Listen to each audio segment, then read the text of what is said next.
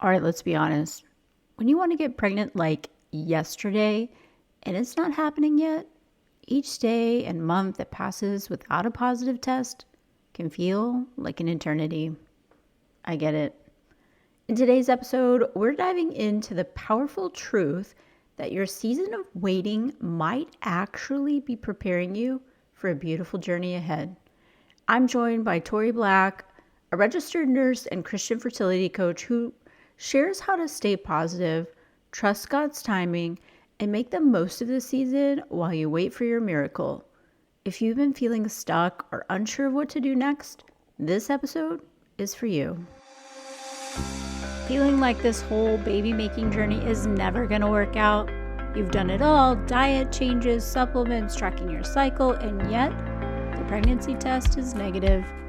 It's so frustrating, and you're asking yourself, why isn't this happening for us?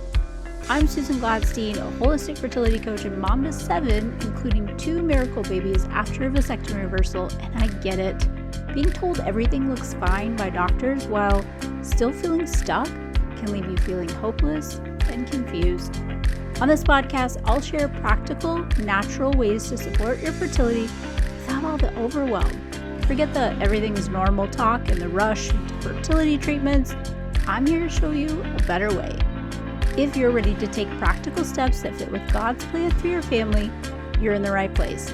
I truly believe that you can have the baby you've been praying for.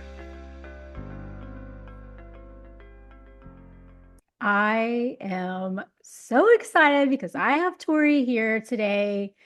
She's going to tell you a little bit about herself, but I've been listening, like totally binging on her amazing podcast. I actually listened to one of the episodes and was like, oh my gosh, like this is my people. She's very centered on the belief that if God's placed it on your heart to be a mom, like he'll see you through to that. And I love that she also approaches all things fertility through a holistic perspective and obviously a God-centered perspective. So, Tori, I would love to hear, like, how did you even get into the world of fertility? Well, Susan, thank you for that very sweet intro. When people tell me they binge my podcast, it like makes me so happy and makes me like cringe at the same time. I'm like, people have been listening to me on repeat. That's like the biggest compliment and the scariest thing too. But yeah, I am a mom of 2. I am also a registered nurse, and I kind of spent my first, gosh, I would say 5 to 7 years of healthcare in the hospital in different settings, med surge, surgical, ortho, and was really just truly unhappy with it. I just did not, I thought I hated nursing. I was like, this is so unfulfilling. This is not what I want to do. I was just really unhappy work wise. And then after I had my daughter, I really wanted to stay home. So at that point, I had 2 under 2 and I wanted to stay home. And so I'm like, well, how can I work from home and be a nurse? So I actually started working remotely for a nurse practitioner who was a functional medicine nurse. So very holistic minded. And that is kind of where everything started because I took the job just so I could stay home, but then it opened me up to learning about functional medicine and holistic medicine. And it was something I never heard of. And I was like, oh my gosh, as women, we are being so underserved. Really, as a people in general, our medical system is underserving us in most ways, but especially women and especially women trying to get pregnant.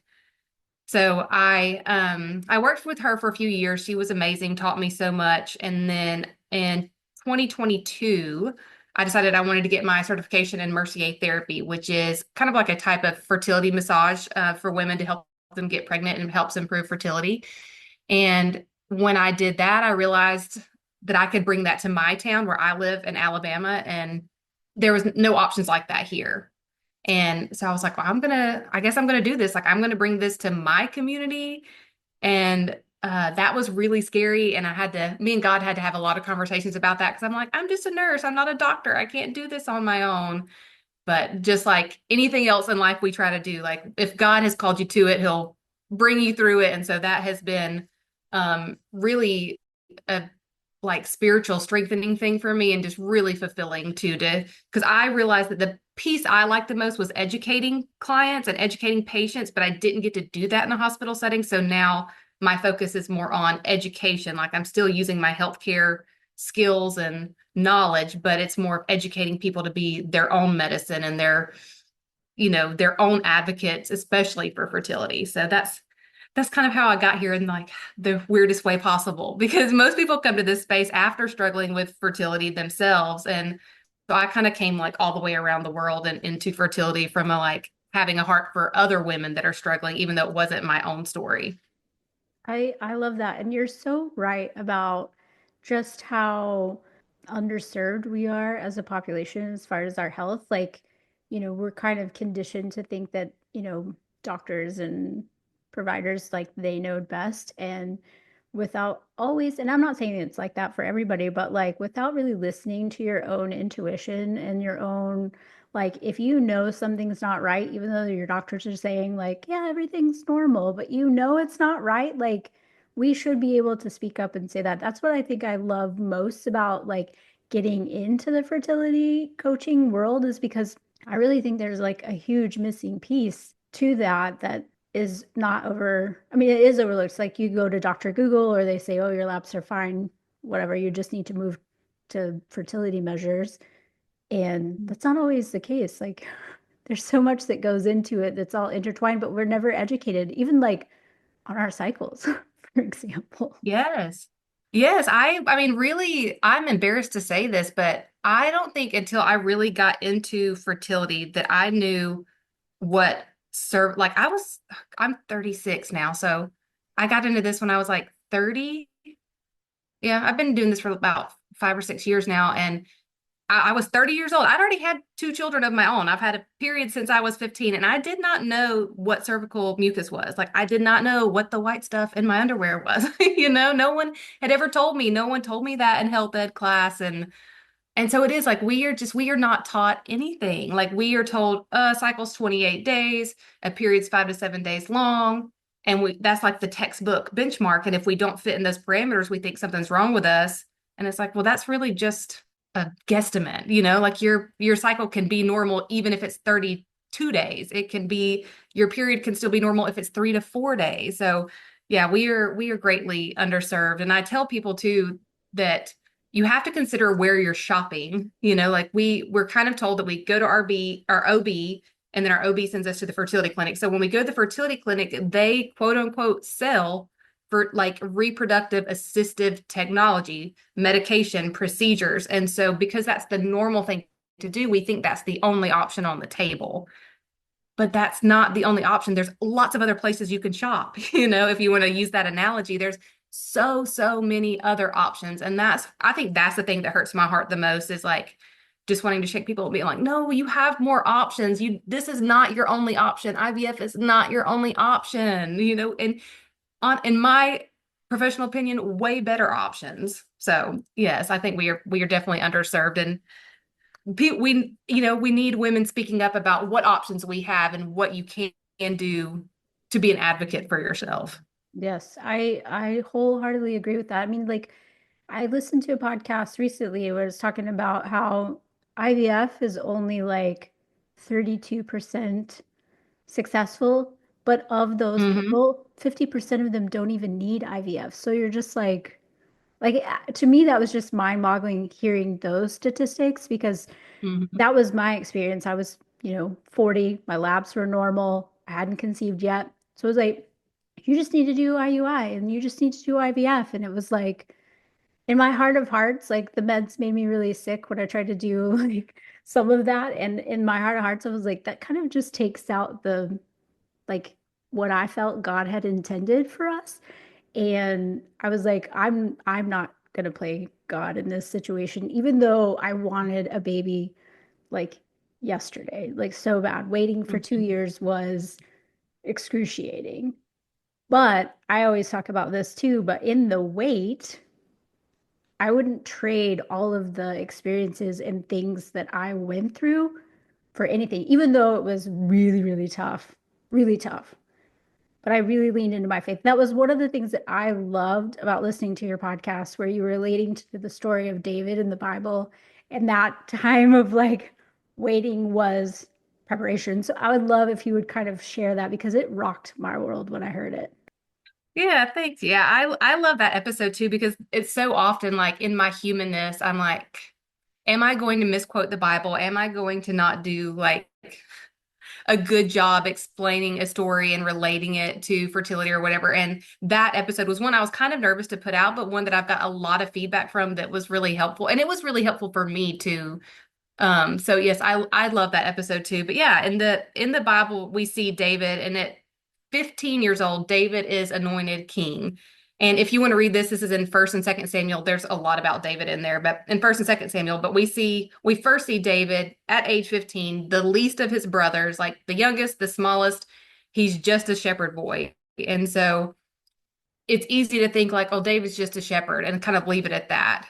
But he is anointed king. He is told that he's going to be king, but it's not for 15 more years before David becomes king. And so, how easy would it be in that 15 years for David to kind of downplay and be like, well, maybe I'm really not king? I mean, I am the youngest brother, I am the smallest brother, I'm not the strongest person, I'm just a shepherd, I don't have any experience. Like, it would be so easy for him to not step into what he's been called to do because the world makes him believe otherwise. His circumstances make him believe otherwise.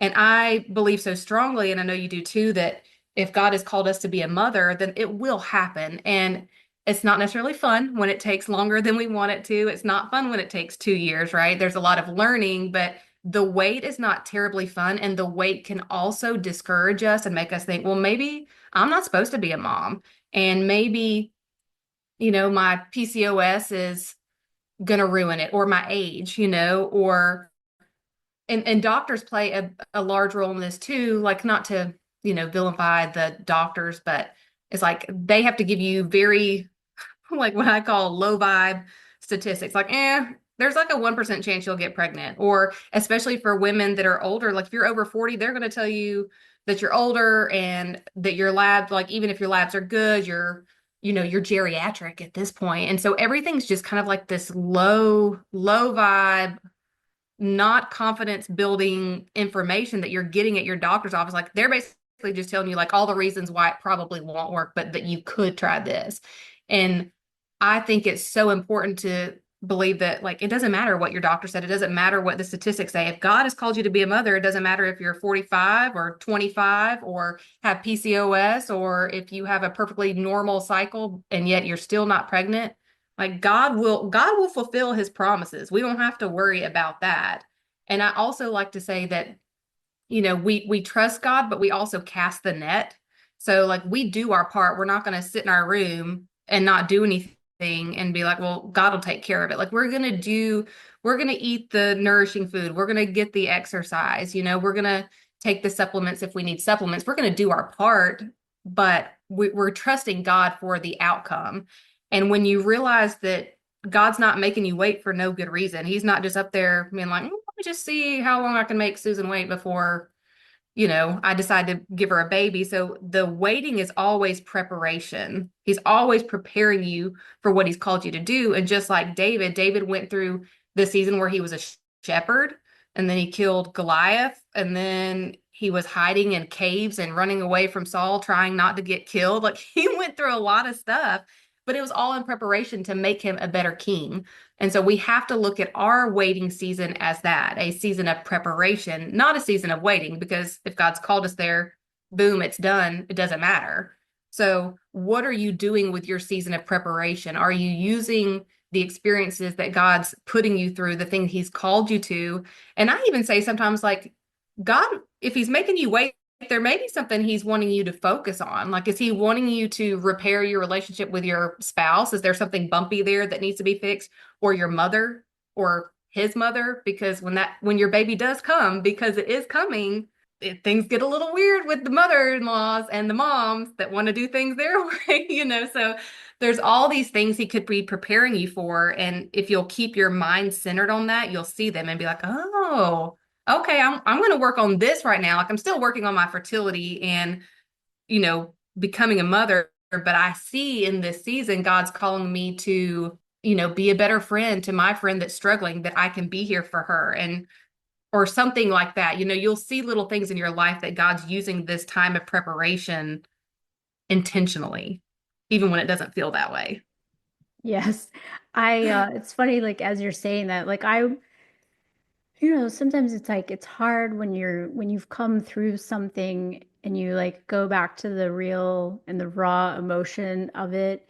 And I sat in my kitchen and I was just angry because like we'd gone through this reversal process and all of a sudden I got orders to go on a deployment for 6 months to the Middle East. And it meant giving up my like hopes and dreams of having a baby for at least, 6, 8 months.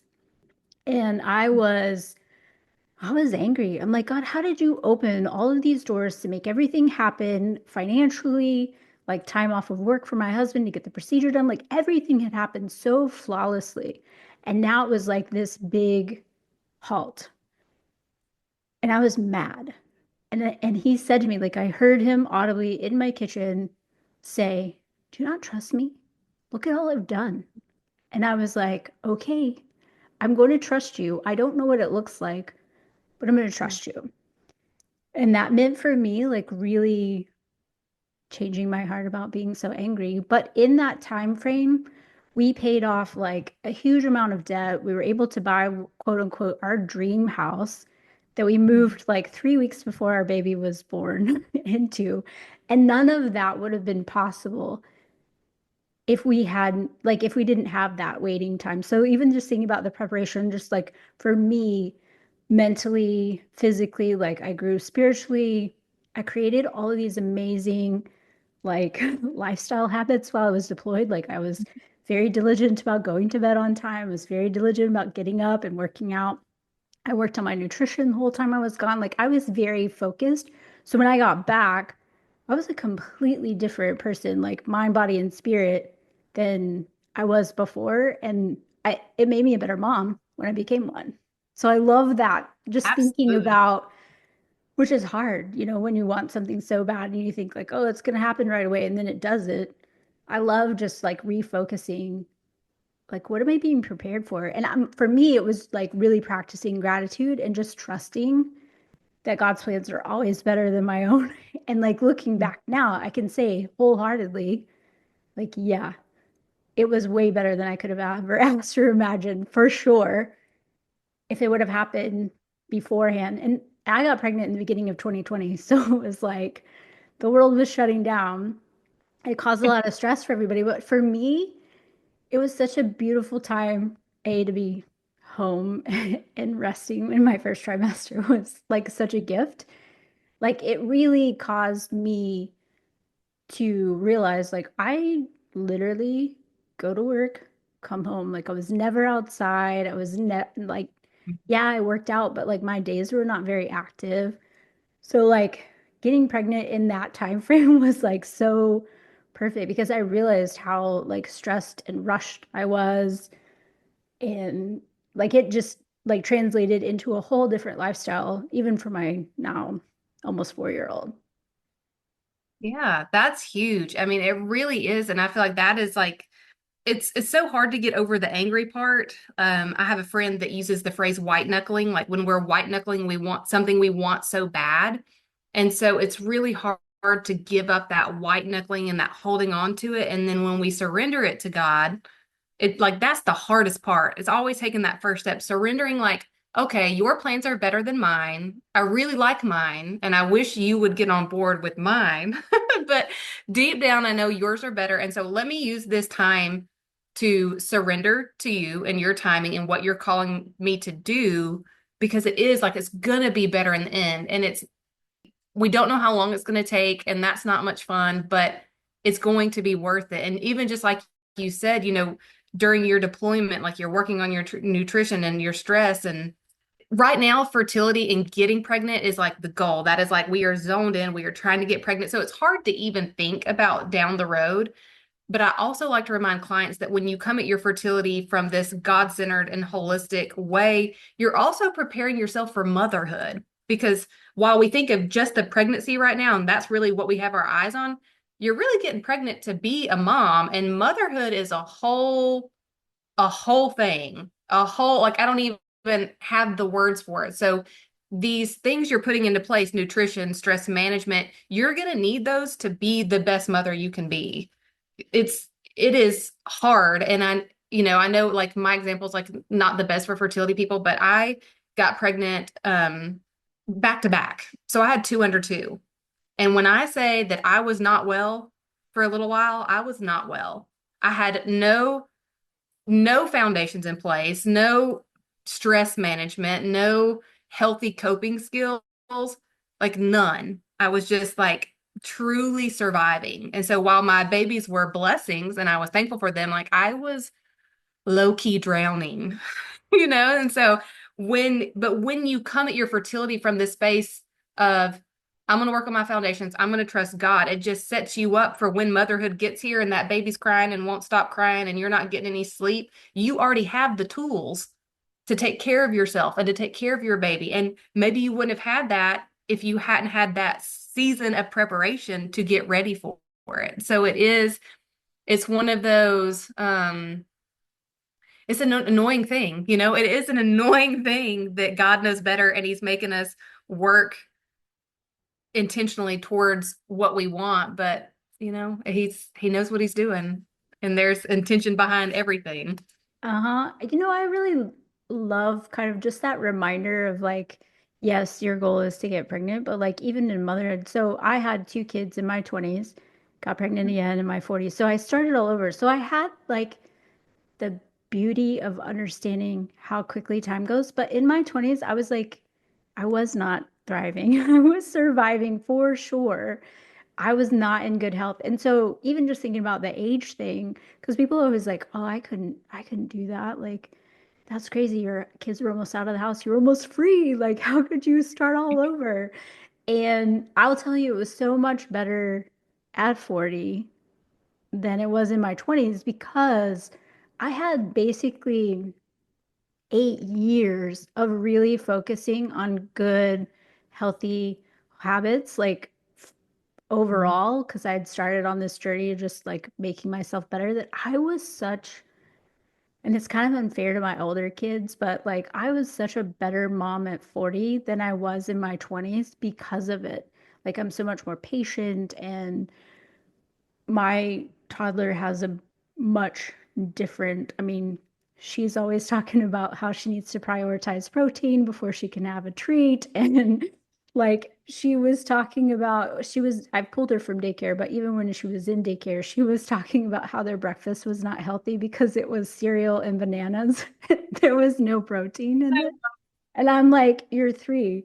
What I'm doing is obviously, paying off. But she's, really into working out on days where I'm not moving as quickly as she is. She's like, I want to work out. Like, we have to work out. And she'll critique me on my form and whatever. But, she's been to like 7 countries and is such an avid traveler and does not have like the typical toddler temper tantrums and whatever. She has very good sleep Yeah. habits. She knows how to regulate her emotions when she's upset. She'll take deep breaths. But that's all because I've modeled all of those things to her. And I think about what the world would look like if all kids grew up in an environment. Like that was my mission for a really long time is to create these moms who could take their kids on epic adventures and like still have energy at the end of the day. Like you don't need a vacation from a vacation, right?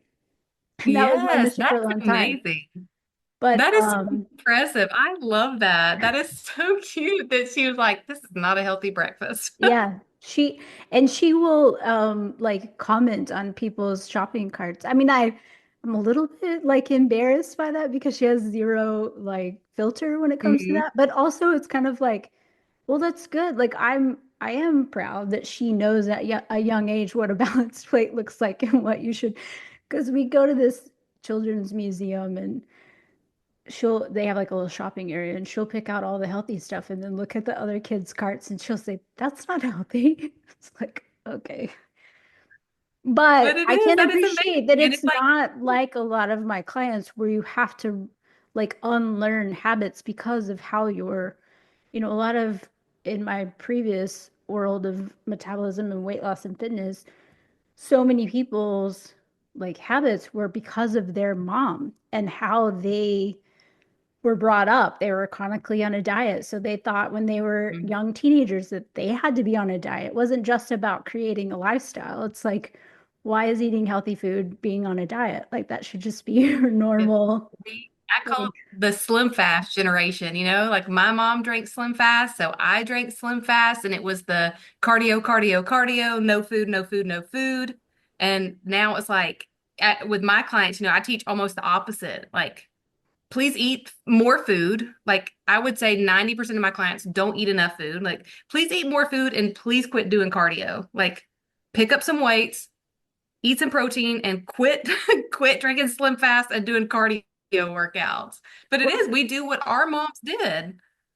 well, and I think too, it's just like in the world that we live in, it's like we don't even realize like how much stress our bodies go under. And I tell people this all the time, like your body is always trying to maintain equilibrium.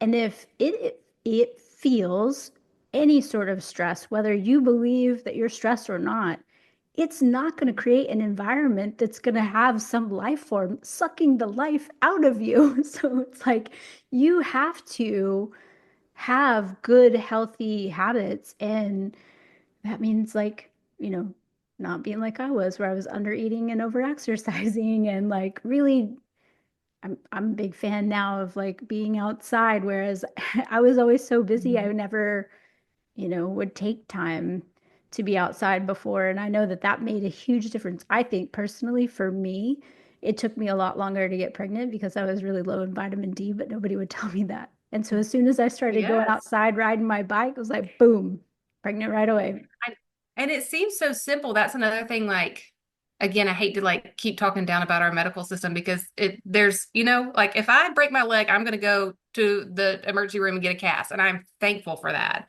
But I think a lot of times my clients have a hard time like believing what I'm telling them because it's so simple. Like, hey, get outside. I literally give clients like homework to do each week. And very simple things. And like one client I had not too long ago, I was like, when you drink your coffee in the morning after breakfast, I want you to go drink it on your porch in the sun. I want the sun on your skin, in your eyes. Don't wear sunglasses to work. Take your sunglasses off till, like after lunchtime. And it's like, okay, okay. Well, why? And it's like vitamin D, circadian rhythm, uh, regulating your nervous system. And so these things seem so simple because they are simple but they work. And it's like if you just get outside 75% more, that alone could help you get pregnant. And one thing I say a lot on my podcast is, you're one tweak away. Just one, like we tend to think it's this really complicated situation because we've been trying for so long, multiple years. Maybe our age is a factor, maybe our medical history is a factor. And so we think it's going to take something big to make the change. But I am seeing the majority of my clients get pregnant in less time because they're eating more protein and they're going for walks on a daily basis. Like if I could contribute it to anything, it would be that. Yes, I have the testing. Yes, I have, supplements I can recommend, but in the like meat of it, it's more protein and more walking. And that's nervous system regulation. That's blood sugar balance. That's stress regulation, but it just Mhm. seems too simple. Really, it's like all we need most of the time. Right? Just to get back the way God intended. Yes, yes, I love that. yes. And even talking about stress too, it's like we don't realize how much our negative thoughts actually create stress in our bodies. So we don't think that that plays a part into our fertility. But if we're like, if our we're constantly thinking negative thoughts, I'm too old, this will never work for me. We've been trying too long. Maybe I'm not supposed to be a mom. Our body sees that as a threat. And so that creates stress. That creates increased cortisol, increased stress, increased inflammation just by having negative thoughts, which is another reason it's so important to let God lead your fertility journey. Because when you know He's called you, when you're letting Him make, call the shots of who you're working with, what you're doing, you're not doing procedures that don't feel right in your soul and your heart. You let Him lead the way, then that creates a more fertile environment all in itself. And all you Mhm. have to do is pray and believe and surrender, you know? Yeah. I love all of that. Well, I just thank you for coming and sharing your wisdom and insights and hope and love because I don't know, somebody was asking me the other day and I was like, well, my goal is just to have like all the babies that I can love on, like from afar and not in a creeper way, but Yeah. yeah, I just want to love all the babies. And I think it's such a great, I think you even said it on one of the podcasts that I was listening to that like, your mission in bringing babies into the world. And I'm like, yes, yes, that is me too. I love it so Someone much. said So that someone said that to me and it like about made me cry. It was like a fellow colleague that she's a physical therapist and she was I think it was like when I had launched one of my programs and she was kind of like congratulating me and cheering me on and she was like I just want you to know like you help bring babies into the world and I was like it sounds like such a duh statement like I'm a fertility coach. Of course that's what I do, but when she said that like it almost brought me to tears. I was like I help bring babies into the world. It is like it's an honor. And I tell people that, when you're like for us to get to work with you guys that are listening, it is truly an honor because it's a vulnerable situation. It's a sensitive situation. And to be invited in and to get to be part of the process of bringing life into the world, it's like, yeah, it's the biggest high. It's the it's the best feeling in the world. it is totally the best. Well, thank you so much for taking the time. I'm going to make sure that they can get in contact with you. Yes. Check out our podcast because it's really awesome and amazing. And thank you. Yeah, thanks, Susan. I really enjoyed being here. This was a fun conversation. I appreciate you. And keep doing all the great work. Thanks. Thank you so much for joining me on Conceiving After Vasectomy Reversal. I hope you're feeling encouraged and more hopeful on your journey to growing your family. If you enjoyed today's episode, please take a moment to subscribe, leave a review, and share it with someone who could use a little extra support. I absolutely love reading your reviews. They mean the world to me. Like, seriously, words of affirmation are my love language. So let's stay connected. Find me on Instagram at conceivingaftervr and join our Conceiving After Vasectomy Reversal Facebook community for even more support and encouragement. I believe that God placed the desire for a child on your heart for a reason, and I'm grateful to walk alongside you in this season, encourage you, and to help you find joy in the journey, trusting that His plan is greater than we could ever imagine. Thanks for listening.